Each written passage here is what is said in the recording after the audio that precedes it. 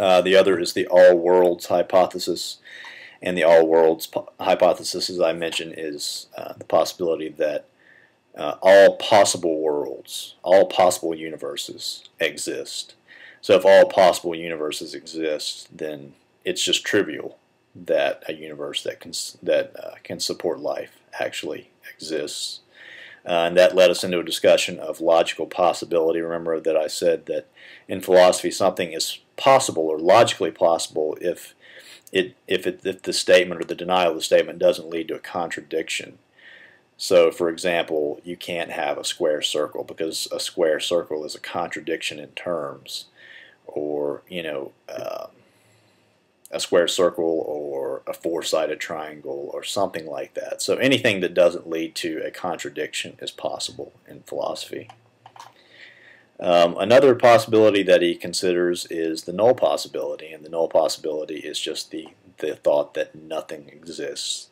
And we talked about this a bit in class, and we actually discussed how difficult it is to even conceive of what it means for nothing to exist, because not only are we not talking about any material things, we're not talking about concepts and abstract objects and things like that. And it's a really difficult concept to wrap your mind around. Now, he says that if the conditions of the universe were such that minimalism or the simplest explanation was the right answer, then the null possibility would have obtained.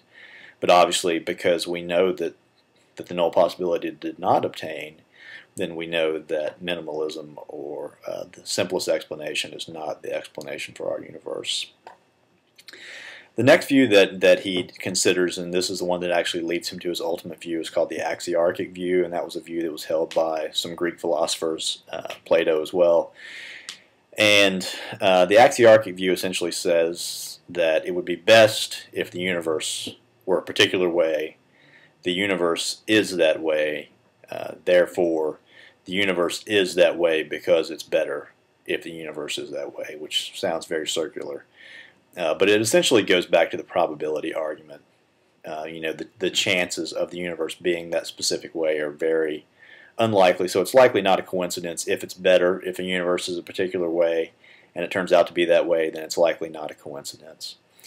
And that leads him into his final theory, which is the selector theory, where he argues that there are certain characteristics or features of the universe that determine the way the universe turns out, and he calls those selectors.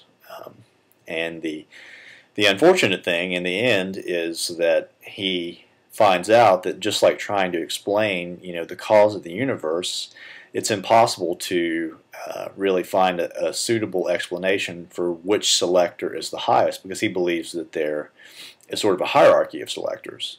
And ultimately he decides that the highest selector just happens to be the highest selector. It's arbitrary.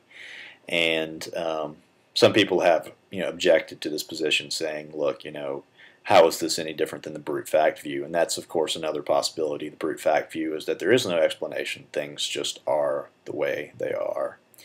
And he says, well, look, that's not true, because with my selector theory, if you ask, well, why is the universe, why does the universe support life? Well, one of the selectors could be, life is important, or, the possibility that maximizes life in the universe is the right one. That could be a selector, and that could explain why we have life in the universe. But when you try to explain why that selector obtains, then that's when you have to say, look, it's just a brute fact. So, on the selector theory, you can explain why the universe is the way it is through the selectors, but you can't explain why the selectors are. So essentially it's just pushing the explanations back a step. So that was Parfit.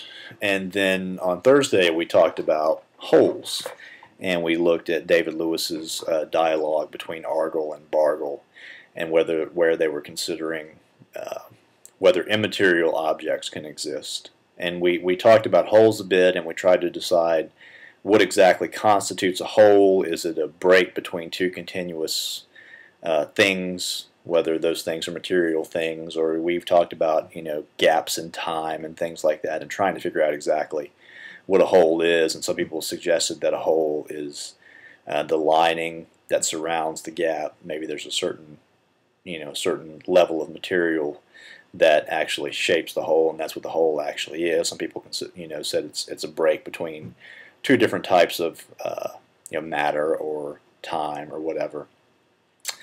And that led us into a discussion of Platonism. And Platonism is the theory that abstract objects can exist. And when we're talking about abstract objects, we're talking about things like numbers, we're talking about properties, and we also talked about like fictional characters like Sherlock Holmes, or if you want to be more modern, the guy from Twilight or something like Edward, whatever his name is. Those people actually exist, which led us into a pretty good discussion, because we were talking about. I think we came to the conclusion that, even though numbers themselves, like the things that we've actually invented to represent things, don't exist, but the things that that those numbers are representing do in fact exist in the universe. And of course, the opposite view to Platonism and the view that abstract objects can exist is nominalism. And nominalism argues that the only things that exist are material things. So those were essentially the two views that we looked at on Thursday. This week we're going to be talking about God, and it should be a great discussion. We're going to be looking at Descartes this week, Descartes' Meditations. So I hope you guys enjoy it, and I'll see you on Tuesday.